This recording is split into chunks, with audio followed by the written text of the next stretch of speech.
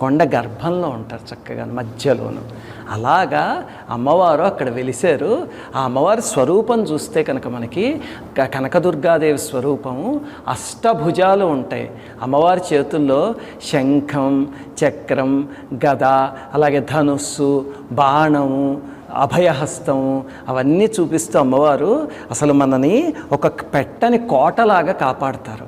అలాగే దుర్గా అనే పేరు ఎందుకు వచ్చిందంటే దుర్గమమైనవి ఏ ఉన్నా సరే మన జీవితంలో కష్టాలు కానీ శత్రువులు కానీ ఎవరైనా వాటన్నిటినీ అవలీలగా దాటించేసే స్వరూపం.